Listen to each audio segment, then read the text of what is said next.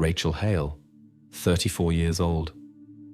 She was found in the early morning of the 7th of September, tied to the railway tracks with a freight rope.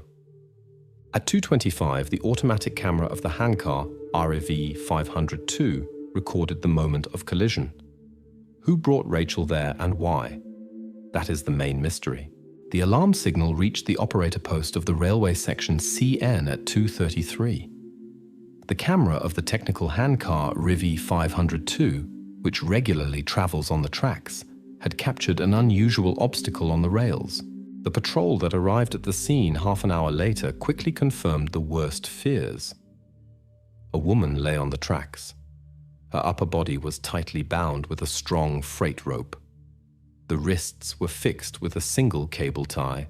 The face was turned upward, the gaze frozen. At 5:45, the police confirmed the identity. Rachel Hale, 34 years old. Rachel's phone's last activity was recorded at 23:41. The device switched to flight mode. Why she decided to disappear from the radars at exactly this time, that is the key question. From this moment on, all standard tracking methods became useless. The only clue was the fitness bracelet.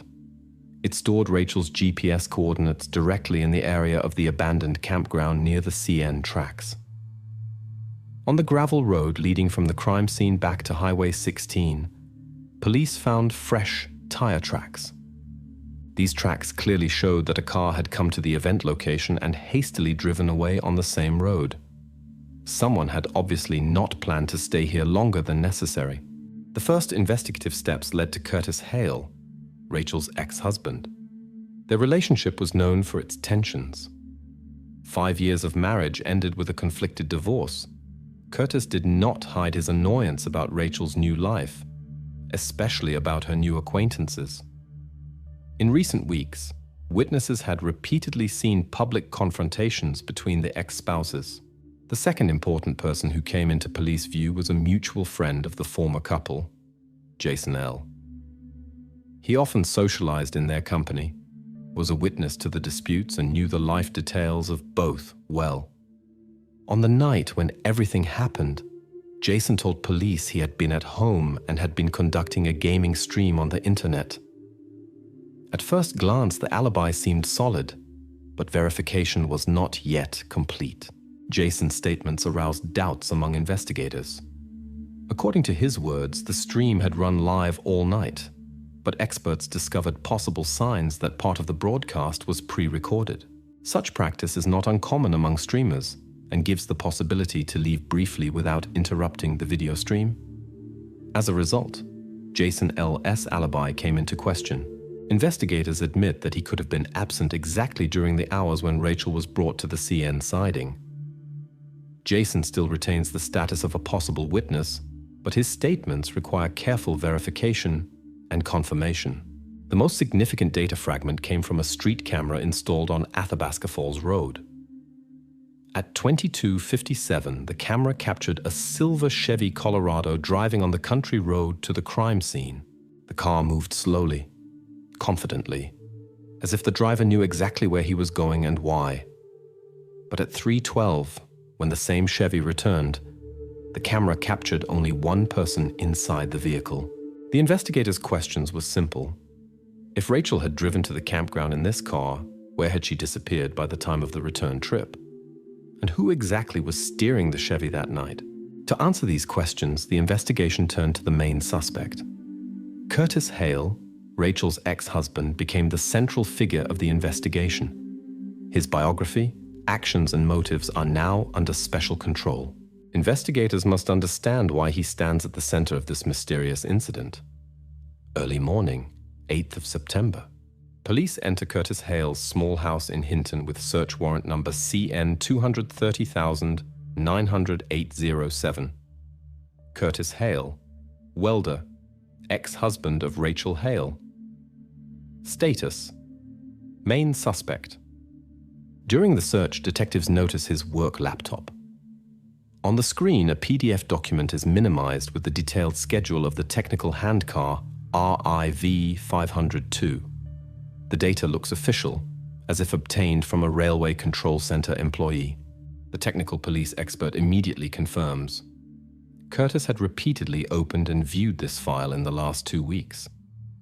The dates and times of opening coincide with evening hours after his workday, when there seemingly was no need to study the service schedule of railway transport. Police do not yet determine whether Curtis received the schedule directly from a railway employee or obtained access in another way. Nevertheless, the fact remains obvious. Curtis Hale knew the exact time and route of the handcar on whose path Rachel was found. The investigation tries to find the logic of Curtis's actions. Why would an ordinary welder study the official schedule of technical trains? In his daily work tasks, there was no need for such data. Curtis's department head confirmed that workers of their company never needed such information. The document is obviously not accidental. Police record this as important evidence pointing to the premeditation of actions. Curtis Hale refuses to explain why he needed such information and invokes his legal right not to testify against himself. His silence strengthens the detective's suspicions. On the same day, investigators question Curtis's environment about who could have transmitted the handcar schedule to him. Curtis' colleague Tim S. becomes a person of interest for the investigation. Tim works for the same welding company and was formerly employed by the railway. He maintains friendly contacts with dispatchers and sometimes receives service documents from them that should not fall into outsiders' hands. Tim denies transmitting documents to Curtis and claims he has not been interested in such information at all in recent years. Nevertheless, the investigation puts him under observation as a possible accomplice, although there is no direct evidence against him yet. When continuing the search of Curtis's house, an investigator finds an ordinary store receipt on the living room table. The purchase was made on the 4th of September at the hardware store Hinton Hardware, known in the city for its household and repair goods. In the list of purchased items are several construction tools, and among them, high-strength cable ties. The criminalist examining the evidence found at the crime scene reports that the marking of the cable ties used to fix Rachel corresponds exactly to the model indicated on the receipt. Police understand that this is an important clue. Curtis personally bought fastening material that matches the evidence. This puts him in an extremely vulnerable position before the investigation. Now the detective's attention turns to the past and financial situation of Curtis and Rachel Hale. Police must find out what circumstances could have driven Curtis to the crime. The motive could lie much deeper than just jealousy or offense from the divorce. The investigation flows smoothly into studying financial documents and the couple's history to find hidden conflicts and reasons that could have led to tragic consequences. On the 9th of September, investigators arrived at the insurance company in Jasper to find out the details of Rachel Hale's insurance policies. It quickly became clear that Rachel had 2 active policies, one from her employer and a personal one that she had renewed in 2022. For strange reasons, the sole beneficiary of the personal policy remained her ex-husband Curtis Hale, although the couple had already officially divorced before the contract renewal. When requesting archival data, company employees transmit to the investigation Rachel's correspondence with last year's agent. In a letter from August 2022, she clearly asked to leave the address and name of the beneficiary unchanged, without mentioning the divorce and without explaining the reasons for such a decision. Criminalists additionally verify the signature and confirm the authenticity of Rachel's letter. The document is absolutely credible. The investigators are confused. In personal conversations, acquaintances characterized Rachel as an attentive and responsible woman. She rarely forgot important documents and always followed her financial obligations precisely. To understand why the beneficiary was not changed after the divorce, the investigators meet with Rachel's parents, Peter and Sarah. The family is open to dialogue but extremely surprised about the fact that Curtis's name remained in the insurance. Sarah suspects that her daughter simply forgot, or possibly was in a hurry and didn't want to delve into paperwork. However, the investigators are not satisfied with this version. In their opinion, such a coincidence is unlikely. This decision seems to be a conscious step by Rachel, whose reasons remain unknown. The parents add nothing and only emphasize that their daughter did not share such nuances of her private life with them. During the conversation, Sarah, Rachel's mother, brings up an unexpected hypothesis. She suspects that Rachel and Curtis might have decided on a joint suicide. The parents knew about the tensions between the ex-spouses, but thought their daughter had not broken the emotional connection to Curtis until the end. In the mother's theory, the tragic event on the tracks could have been part of a mutual plan. This version becomes a false lead. Soon criminalists completely exclude the possibility of Rachel's voluntary suicide. The evidence from the crime scene clearly testifies to the violent nature of what happened. A more important fact that the investigation discovered during the financial examination calls into question many previous conclusions. A week before Rachel's death, 15,000 Canadian dollars were debited from the ex-spouse's account. The withdrawal was made from an unknown IP address. Bank specialists claim that the transaction went through the remote access system and did not correspond to any known residential or work location of Rachel and Curtis.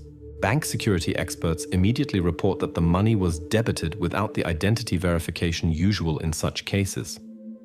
This could have been done by someone who had full access to the couple's bank data, including passwords and authentication. This fact becomes a disturbing signal and strengthens suspicions of third-party involvement. The investigators understand. It is urgently necessary to find out who exactly was behind the money withdrawal from the unknown IP. For this, the police plan to use technical expertise to determine the location of the withdrawal and identify the user. The couple's friend, Jason L., also comes back into the center of the investigation. His alibi with the nighttime stream is not definitively confirmed. Right now, technical experts must examine his digital activity in detail on the night of Rachel's death.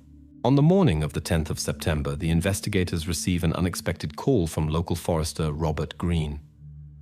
Robert claims to possess an important video recording made by an automatic camera installed on a fire watchtower. The time-lapse recording ran on the night of the crime and could have captured important details. Experts examined the recording obtained from the forester. The camera captured events in the campground area with a frequency of 1 frame every 2 seconds.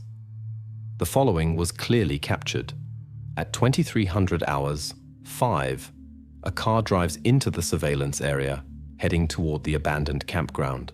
The headlights light up on the screen, then disappear into the depths of the forest. The recording continues in monotonous rhythm. Nothing happens until 0 hours 17. Exactly at this time, a weak light spot from a mobile phone flashlight appears in the images. The light moves along a narrow forest path toward the river and disappears after 12 minutes, exactly at 0 hours 29. For almost 3 hours, nothing happens in the video recording, except rare moon and tree reflections. At 3 hours 5, the car appears again in the frame. The headlights turn on, and the car hastily leaves the location on the same route it came on. Technical police experts examine the images attentively. A disagreement arises among them.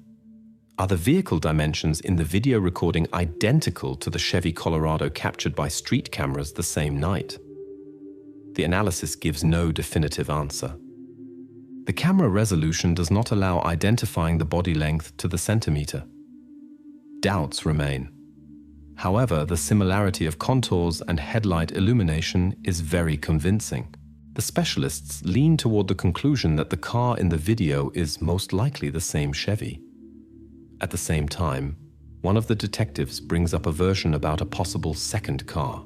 He insists that precisely a second car could have helped when leaving the crime scene and explains why only one person is visible in the cabin on the return trip in the recording.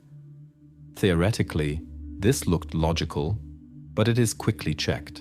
Neighboring cameras installed along Highway 16 and other nearest roads do not capture any other transport heading toward the campground area on the night of the crime. Thus, the version of the second car proved false and is quickly discarded.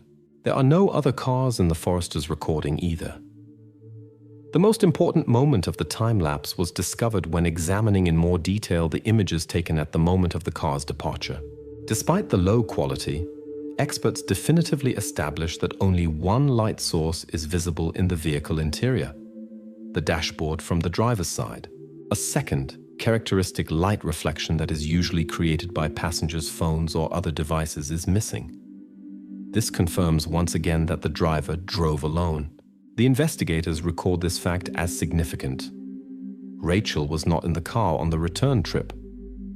This definitively confirms the criminal nature of her disappearance and excludes all assumptions about voluntary departure from the scene.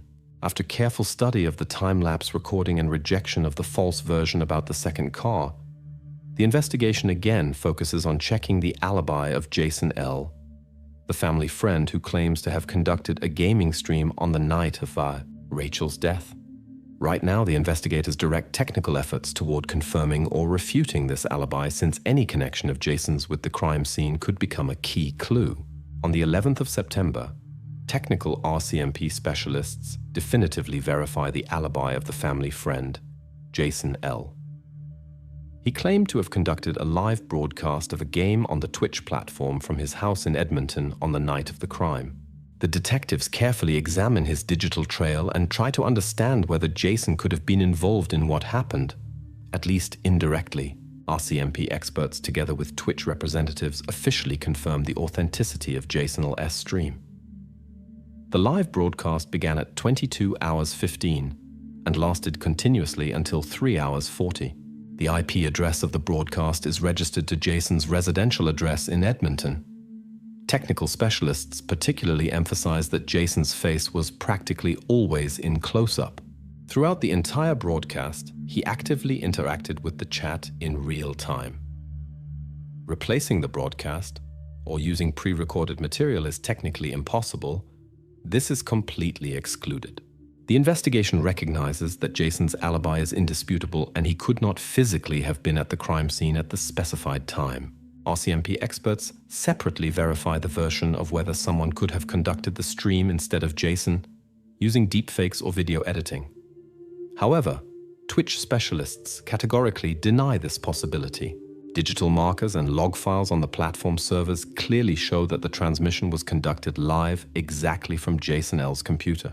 The face in the image, his facial expressions, reactions and answers to chat questions, everything is clearly genuine. The replacement version is completely excluded. Thus, all doubts about the authenticity of Jason's alibi are finally closed. After careful verification, the RCMP officially removes Jason L.'s status as a possible suspect or accomplice. His digital alibi is recognized as absolutely reliable and confirmed. Jason is transferred to the status of a witness without accusations. However, detectives find in Jason's personal correspondence another important detail that could change the view of the crime circumstances.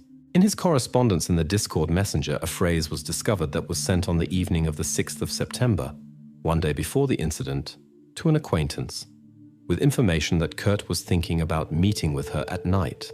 This information makes the investigators prick up their ears. In the course of additional analysis, it turns out that Jason had spoken with Curtis by phone the same day before.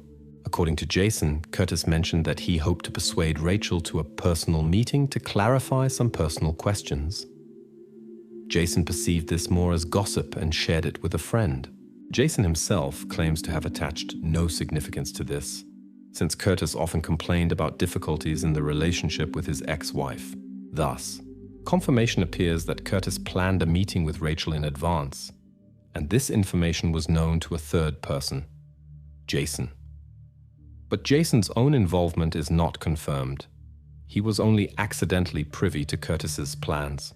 Now the investigation turns its attention back to Curtis Hale. The main question becomes studying Curtis's own correspondence and phone conversations in the days before the incident. It is important to establish to whom else he might have told about his plans and how far his preparation went. On the morning of the 12th of September, the investigation group goes to the law firm in Jasper, where the Hale family lawyer reveals the significant financial problem of Curtis. According to official documents, Curtis Hale is obligated to settle a debt of 220,000 Canadian dollars by the 1st of October of the current year. This fact gives the investigation a new, weighty motive. When reviewing the documents, the investigators received from the lawyer a copy of the official notification from the 31st of August, which was addressed to Curtis. The law firm's letter harshly reminds Curtis of the payment deadline and informs that in case of non-fulfillment of obligations, judicial enforcement measures will be initiated against him. This sum was not known before. Even close acquaintances of the Hale family did not suspect the seriousness of Curtis's financial difficulties.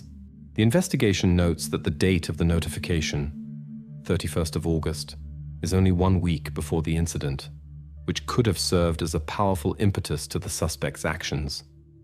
In parallel, experts from the police financial department returned to the transaction that had aroused particular suspicions of the investigation. Let us recall that 1 week before the tragedy, 15,000 Canadian dollars were debited from Curtis and Rachel Hale's account via an unknown IP address. Now, after receiving additional bank logs, it becomes obvious. The transaction was conducted directly from Curtis Hale's business account, which is confirmed by digital signatures and authorization logs.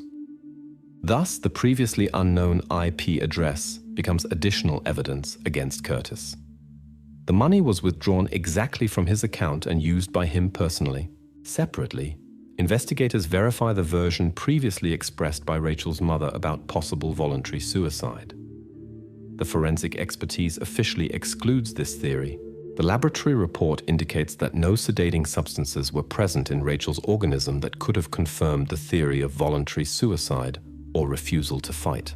Experts also record traces of resistance that exclude the voluntary nature of the incident. The investigation officially closes this false lead. Further, experts' attention turns to the location of Rachel's insurance extension, according to which Curtis was to become the beneficiary in case of tragedy. Specialists who carefully checked digital signatures and IP find an important technical nuance. The extension of Rachel's personal insurance policy was conducted via public Wi-Fi in a street cafe on Highway 16. Investigators immediately check the cafe's financial documents for the indicated day and time. As a result, a coffee receipt is discovered that was personally paid for by Curtis Hale. The time coincides with the moment of insurance extension via the cafe's public network. Thus, investigators record the fact that Curtis probably personally controlled or conducted this action.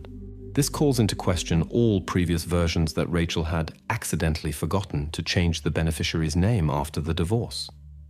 More and more evidence confirms that Curtis had consciously left himself in this role. Now the significance of the previously found receipt from Hinton Hardware Store becomes absolutely obvious, on which the purchase of cable ties was recorded that are identical to those used in the incident. Investigators return to studying the circumstances and intentions of Curtis connected with this acquisition. The necessity arises to research more deeply whether these purchases were part of a pre-planned scheme or just a coincidence. On the 13th of September, the owners of Hinton Hardware Store voluntarily provide the investigation with a video recording from surveillance cameras from the 4th of September. This is exactly where the purchase of fastening cable ties was made that are identical to those found at the crime scene. The recording allows police for the first time to look at the buyer's identity. The CCTV video recording with high resolution records the moment of purchase. The buyer wears a dark buff when entering the store that hides most of the face. Only the eyes and upper part of the nose bridge are visible. At the moment when the buyer extends his hand toward the goods, the camera clearly captures a conspicuous tattoo with the text Miller ARC on the forearm. This is the name of the local welding company where, let us recall, Curtis Hale works. When the buyer goes to the cash register, he removes the buff for 1 second to use Face ID for payment with the smartphone. The camera captures the lower part of the person's face. The image quality proves to be mediocre, but obviously sufficient for basic comparison with available photos of suspects. The criminalist, expert for facial recognition, carefully examines the obtained video frame. After the first assessment, the specialist concludes that the person in the video is very similar to Curtis Hale by jaw structure, chin shape, and other features. However, the expert cannot officially give 100% certainty due to the medium detail accuracy of the image. He recommends additional verification and comparison with other materials. Police officers separately conduct a conversation with the store cashier who served the buyer that day. The cashier reports confidently that on the first payment attempt, the buyer used a bank card. The cashier clearly remembered the cardholder's name, Tim C.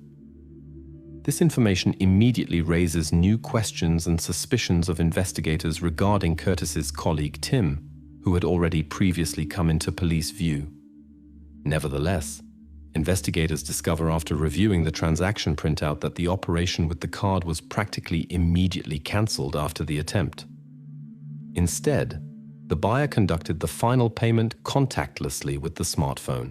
Thus, the version with Tim's involvement becomes less likely, but his card at the crime scene requires explanations. An additional bank inquiry clarifies the payment situation definitively.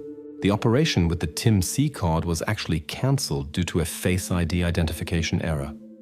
As a result, the buyer immediately switched to reserve payment via smartphone. The bank officially confirms that the final transaction was carried out exactly from Curtis Hale's personal mobile phone, which is recorded by digital logs and GPS data from the smartphone. Thus, despite the confusing element with Tim's card, the digital evidence definitively points to Curtis. After these discoveries, the detectives make the decision to immediately summon Tim, Curtis Hale's colleague, for questioning.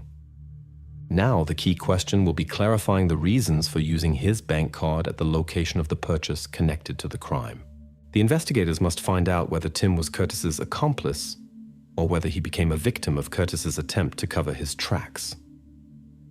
On the 14th of September, the investigators question Curtis's colleague, Tim S. The questions focus on Tim's bank card, which was discovered during the payment attempt at Hinton Hardware. Let us remember, cable ties connected to the incident were purchased there. Tim S. appears nervous during questioning, but clearly states that he actually gave his card to Curtis Hale for a purchase at Hinton Hardware. He claims to have done this at Curtis's personal request, who explained the situation by saying he had forgotten his card at home. Tim adds that Curtis immediately tried to pay with his card, but a problem with Face ID occurred. Therefore, Curtis paid via his mobile phone and Tim's card was not used in the final transaction. The investigation checks the video from the store camera again and confirms Tim's statements. The Face ID system actually rejected the payment attempt with Tim's card, after which payment was used from the mobile phone that belonged exactly to Curtis. When the investigators ask why Tim so easily agreed to give away his card, he simply answers, "colleague debt." Tim explains that Curtis had previously helped him with house repairs. Therefore, when he asked for the card, Tim perceived it as an ordinary everyday favor. According to his words, he was certain that it concerned the purchase of building materials and not something suspicious. To definitively clear Tim of suspicions, the investigators request the passage log from Miller A-Arc Welding Shop, where both Tim and Curtis work. The record clearly shows that Tim, on the 6th of September, on the evening when presumably the preparation for the incident took place, officially returned to the night shift at 23:35. This is recorded by his personal access card and workshop cameras. Given the timeframes and distance, Tim could not physically participate in the further events. Thus, Tim's suspicions are officially cleared. His status as a possible accomplice is definitively closed. Parallel to Tim's questioning, forensic scientists conduct additional expertise of materials discovered at the crime scene. They examine in detail the cargo strap that was used to fix Rachel Hale to the tracks. Experts discover in the plastic edge of the strap specific microparticles of welding flux of the brand ER70S6. This is a welding material often used by professionals exactly for high-strength constructions. The investigation immediately conducts a repeated search of Curtis's garage. On the work table, an angle grinder is discovered, on whose surface there are also remains of exactly the same welding flux. The match of the brand and chemical composition of the flux microparticles becomes the most important piece of evidence. Experts emphasize that the probability of accidental coincidence of the welding material microparticles is vanishingly small. This testifies that the strap was processed in immediate proximity to Curtis Hale's workplace or personal equipment. All evidence and circumstantial evidence forms into an unbroken chain leading directly to Curtis Hale. The investigators begin preparing for official charges and issue an arrest warrant. There are already more than enough materials and evidence for arrest. On the 2nd of February 2025, in the courtroom of the Court of King's Bench of Alberta, the trial of Rachel Hale's disappearance case was officially concluded. Curtis Hale, Rachel's ex-husband, was officially found guilty of first-degree premeditated murder and document forgery. The court process, which lasted almost 1.5 years, finally collected all evidence and eliminated all remaining doubts. Curtis Hale denied his involvement throughout. However, the evidence base proved indisputable. In the concluding part of the court process, the prosecutor consistently presented the chain of evidence, which formed like a mosaic into a clear picture. First, the PDF file with the official railroad handcar schedule found on Curtis's laptop. Digital forensics experts confirmed Curtis's multiple viewing of this document 2 weeks before the incident. Second, the purchase of cable ties at Hinton Hardware Store on the 4th of September. The surveillance camera recording confirmed Curtis's presence in the store, and bank logs confirmed payment exactly from his smartphone. Third, the time-lapse video recording from the Forest Fire Watchtower. Curtis's car was noticed at the exact time in immediate proximity to the crime scene. GPS coordinates of his smartphone completely confirmed the movement of exactly his car in the specified time period. Fourth, data from LPR cameras, license plate recognition. These cameras clearly recorded that in the Chevy Colorado at 3:12 there was only the driver. This confirmed the absence of a passenger and refuted all versions about the random nature of what happened. Fifth, microscopic particles of welding flux brand ER70S6 on the plastic strap. This was direct physical evidence pointing to Curtis's workplace.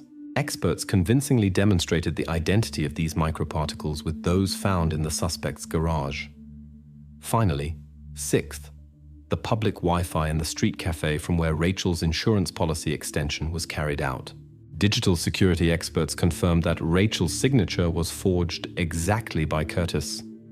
This was proven by the coffee receipt paid with his bank card and mobile phone connection data. Curtis's defense tried to dispute the signature forgery charge, claiming that the Wi-Fi was public and the document could have been signed by an unknown person. Nevertheless, the court quickly and clearly rejected this version.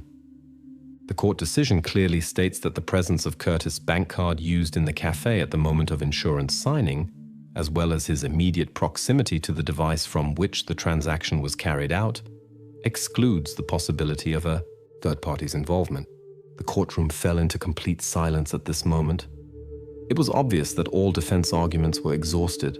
The judge of the Court of King's Bench of Alberta officially announced the verdict against Curtis Hale, based on convincing evidence, to find Curtis Hale guilty of first-degree murder and document forgery. As punishment, to impose life imprisonment with the right to apply for parole only after 25 years. After the verdict announcement, a barely audible sigh of relief sounded in the courtroom. Rachel's parents, who participated in the trial from the first to the last day, listened to the court verdict silently. Curtis maintained a stone facial expression without showing a single emotion. In handcuffs, he left the courtroom under guard. Despite the conclusion of the main trial, the court separately pointed out the necessity of continuing the investigation of the case concerning the insurance policy forgery. The insurance company representative who appeared in court explained that the policy was issued with gross violations, which allows for the possibility of third-party involvement or negligence. This case was separated into a separate proceeding. Thus, the investigation is not yet completely concluded. The case about a possible accomplice or participants in insurance fraud remained open and will be tried separately. The evening at the Comfort 3 nursing home in Poletivo 2 ended in tragedy when 3 female employees suddenly found themselves in the hospital with symptoms of acute arrhythmia. Nurse Anna Kay never made it to the hospital, dying in the ambulance. The smell of almonds on the cork of an empty thermos and strange findings in the victim's analysis reveal to the investigation a secret much deeper than initially seemed. It was the 7th of December, Thursday, a standard winter evening at the Comfort 3 nursing home. Staff was preparing for shift change. Patients gathered for dinner. At 7:42 in the evening, duty nurse Natalia P.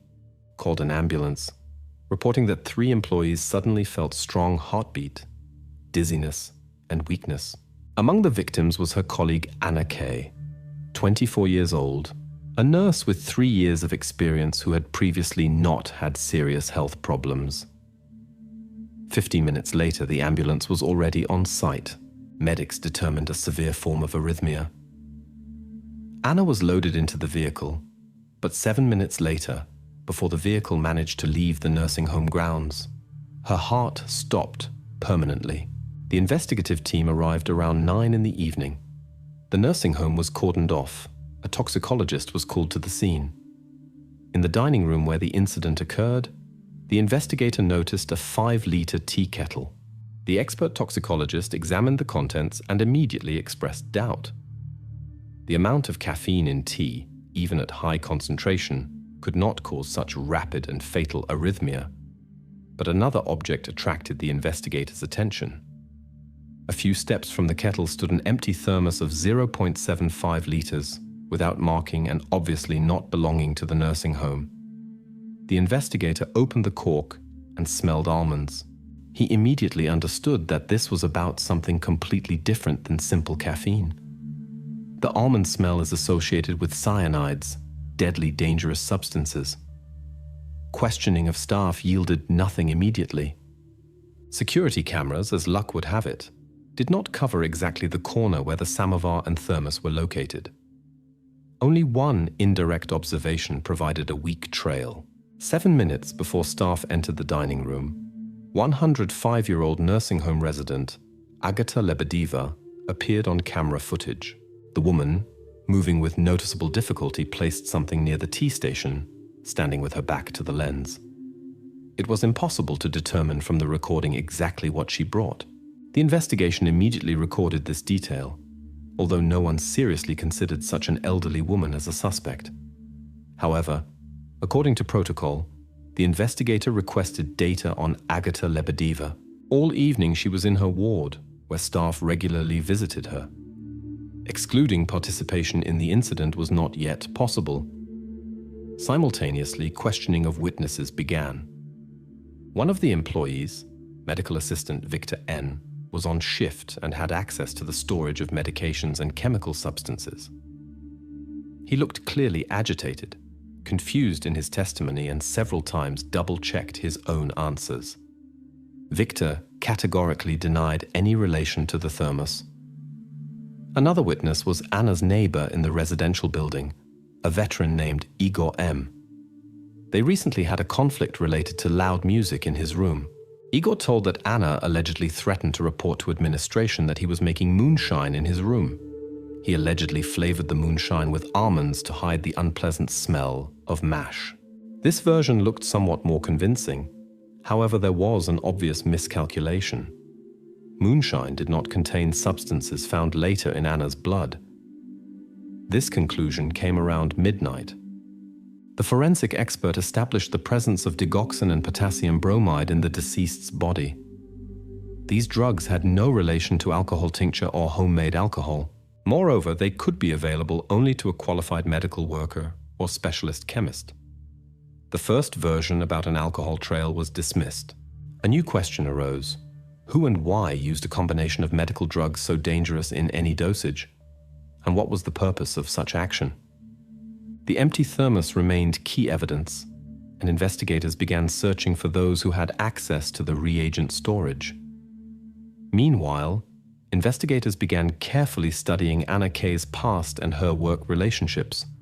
They found nothing outstanding.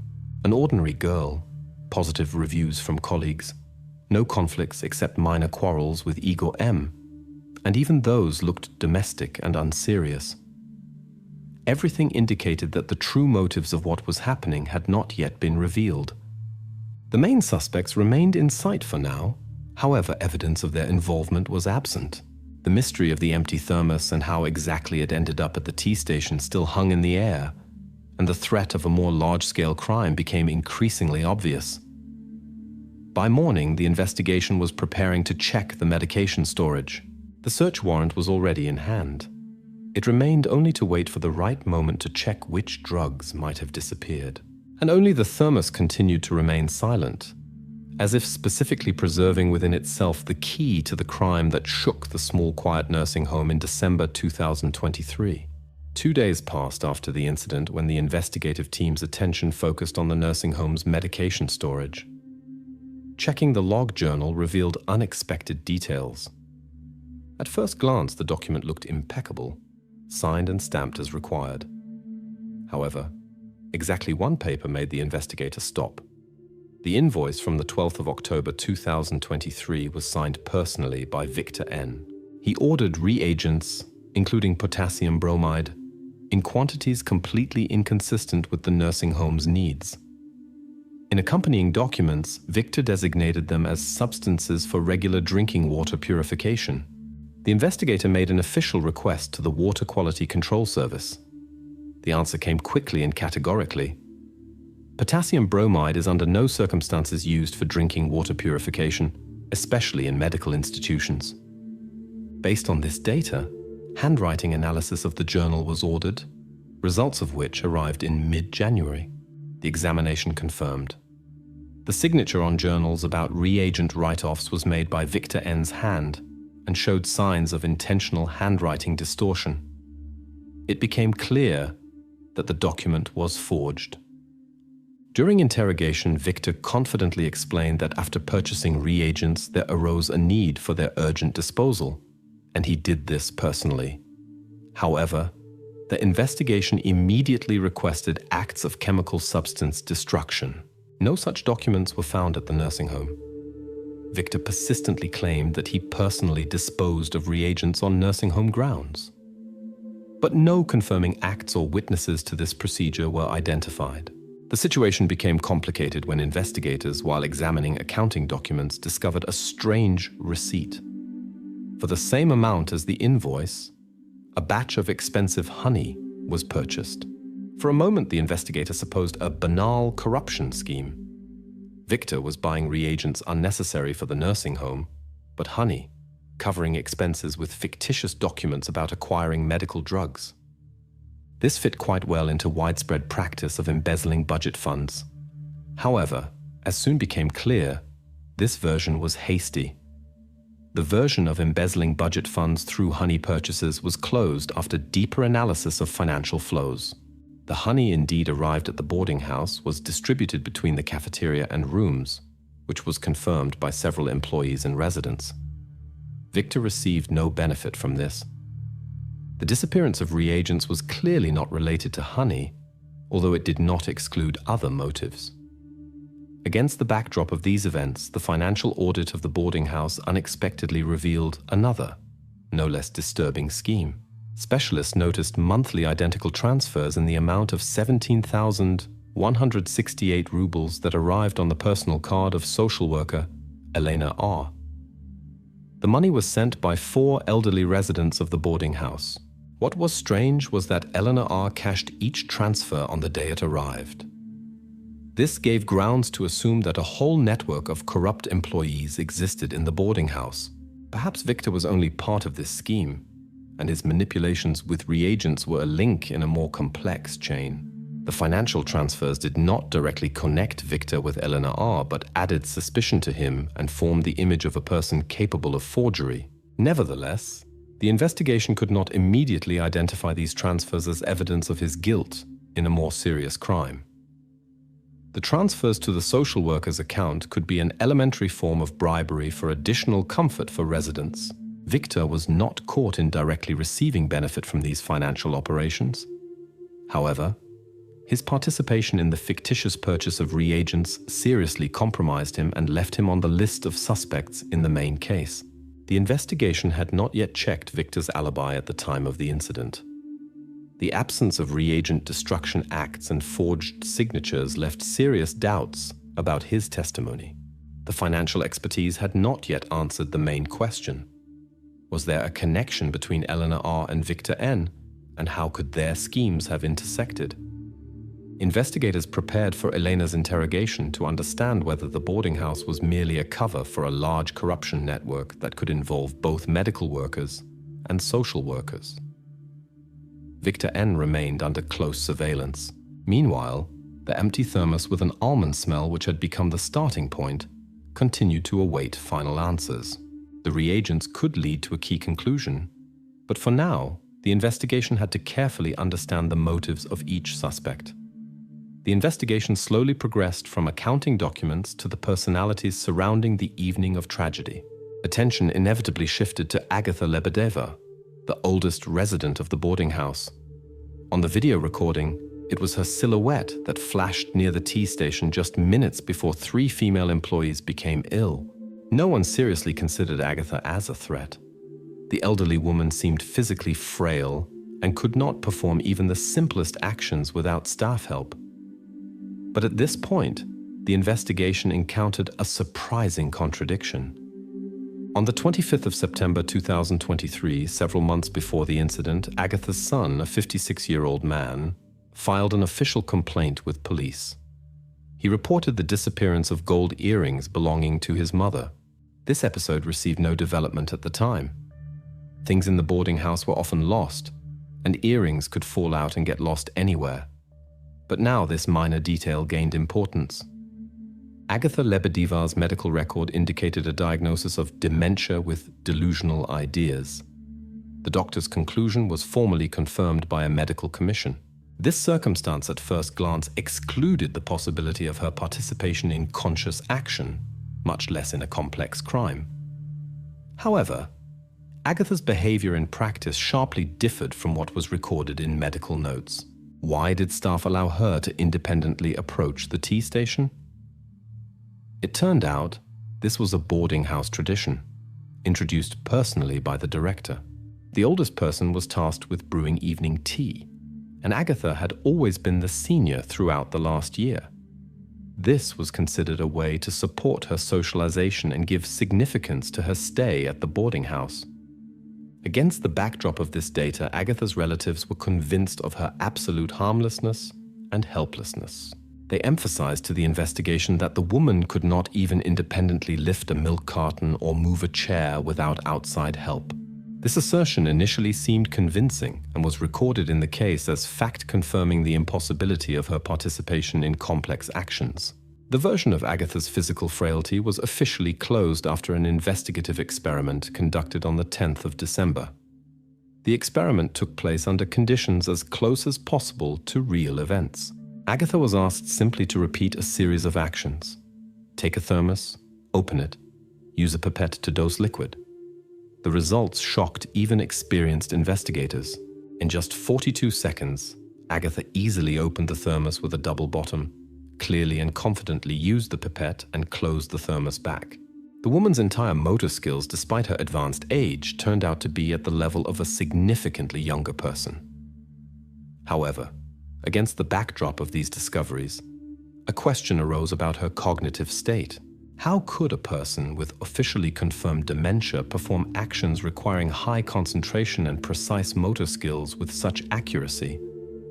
Either the diagnosis was erroneous, or someone was deliberately misleading the investigation. The investigation returned to the boarding house archive and questioned Agatha's attending physician. He confirmed that he regularly recorded manifestations of dementia, forgetfulness, episodes of memory loss, delusional stories. At the same time, medical personnel who communicated with Agatha daily could not recall a single case when she was confused in performing simple household actions. It seemed that Agatha Lebedeva lived simultaneously in 2 worlds, official, medical, and the one she demonstrated to others. The question of whether she could independently organize everything, including delivery of the thermos with double bottom and dangerous substance, remained unresolved.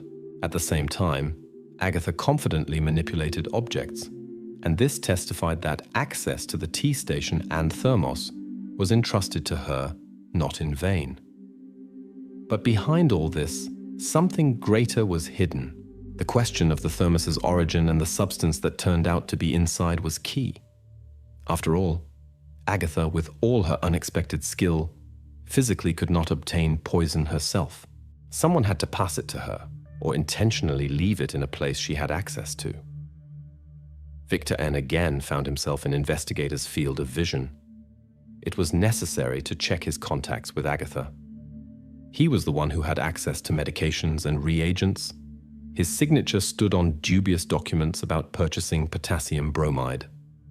The connection between Agatha and Victor now became the investigation's main task. Thus, the mystery of Agatha Lebedeva opened a completely new line of investigation. The woman who had been written off became a key link in the chain of events that took the life of nurse Anna Kay. And it remained only to establish who exactly and how used her ability and access to the T station. On the 15th of December, investigators received an unexpected breakthrough in the investigation. In Agatha Lebedeva's room, neatly hidden in a nightstand among her personal belongings, a glass vial of 20 milliliters was discovered. Small, unremarkable, resembling a pharmacy bottle with medicine, it immediately aroused suspicion. The object was immediately sent to the laboratory for examination. A few hours later, the examination results were received. The contents of the vial were identical to the toxins found in the blood of the deceased Anna Kay, a mixture of digoxin and potassium bromide. It became clear that this was exactly the poison that caused the tragedy at the boarding house. However, this time the suspicion looked much more serious and concrete than before.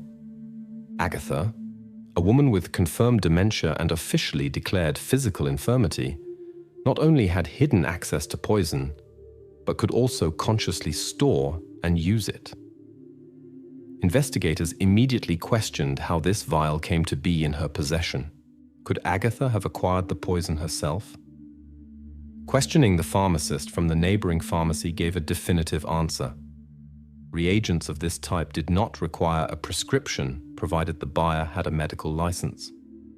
The license, as is known, was only held by the medical staff of the boarding house, particularly by Victor N. Parallel to analyzing the flask, investigators received data from the surveillance camera of an ATM on Profsoyuznaya Street, House 4, located 1.2 kilometers from the boarding house.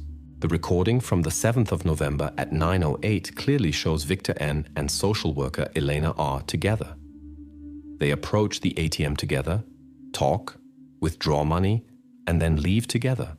The walk from the boarding house to the ATM took no more than 15 minutes on foot.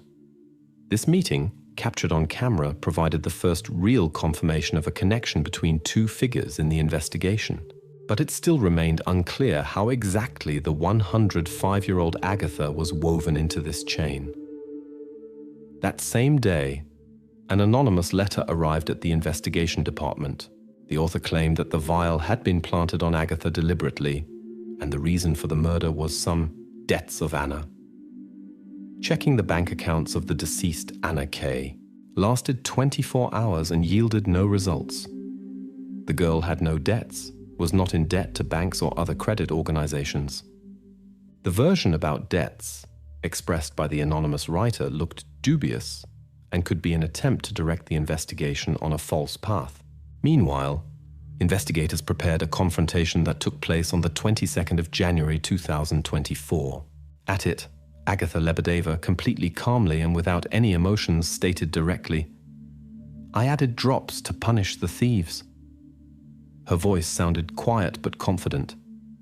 Cameras captured her face in close-up, calm, even indifferent. This confession by Agatha, who had previously seemed completely helpless and almost detached from reality, came as a shock to everyone present. No one could believe that she could so clearly formulate a motive and confirm participation in such a complex act. No one expected such a direct confession of this level, especially from a person officially recognized as suffering from dementia. But even with the obviousness of her confession, questions remained that did not allow the case to be closed completely. The main and most difficult of them concerned the role of Victor and Elena. They were connected by financial operations, jointly cashing money from residents, which was directly confirmed by video recording. but directly proving their involvement in the poisoning had not yet been possible. Investigators could not decide whether Agatha acted independently as a lone avenger or became merely a convenient tool in the hands of those who were behind the money transfer scheme. Obviously, Victor could provide poison using his official position. Eleanor could have a motive, since money from elderly people came regularly. But no direct evidence of their connection to the poison had yet surfaced, leaving their status as suspects formally open. Agatha herself, despite her confession, looked too weak and vulnerable to independently organize the entire complex plan. Experts were unanimous. She must have been helped or advised on how to use the poison. Thus, the investigation found itself on the threshold of solving the crime, but the key figures still remained in the shadows. Now investigators had to reconstruct the entire scheme step by step. The connection between Victor, Eleanor, and Agatha was already obvious, although not fully revealed. It remained to understand who exactly was the author of the plan and who was the executor, and why Anna Kay became the target. Thus, the investigation entered its most tense stage. From particles of facts and confessions, it was necessary to assemble a complete picture of what happened at the Comfort 3 boarding house that December evening of 2023. The financial fraud scheme was the first to be fully revealed. Social worker Eleanor R. received monthly money transfers from 4 elderly residents of the boarding house. The total amount of transfers for the checked period was 246,352 rubles. The money came regularly and was immediately cashed, which was confirmed by bank statements and recordings from ATM cameras. The court established that the transfers were made under the pretext of additional care and increased comfort, actually being illegal remuneration for the social worker. Paramedic Victor N., who had access to the warehouse of medications and reagents, confirmed during interrogations that he received 10% of the transfer amount from Eleanor for forging warehouse purchase documents. It was Victor who ordered the reagents, including digoxin and potassium bromide, which was confirmed by invoices and the pharmacist's testimony. Handwriting analysis confirmed the forgery of documents by Victor. 105-year-old Agatha Lebedeva became the third participant in this strange triangle. According to her own confession and witness testimony, the woman was convinced that boarding house staff were stealing her personal belongings, particularly gold earrings that disappeared in autumn 2023. This delusion, supported by a confirmed diagnosis of dementia with delusional ideas, became Agatha's motive. She stated that she intentionally added poison to tea to punish the thieves. The court was presented with the results of technical examination of the thermos. It became known that the double bottom of this thermos was manufactured in a private workshop belonging to a relative of Victor N. Testimony, was given by the locksmith who personally fulfilled Victor's order. Banking logs showed a direct connection between the dates of reagent deliveries and money transfers to Elena's card. All actions of the financial chain coincided with Victor's schedule for receiving reagents. This confirmed the existence of an organized scheme and interaction between the accused. The anonymous letter about Anna's supposedly existing debts was closed as a false lead. Printer analysis established that the letter was printed in Eleanor's office. Comparison of calibration codes definitively confirmed her authorship, which excluded any suspicions against the deceased nurse, Anna Kay. Another key piece of evidence turned out to be the medical records of residents.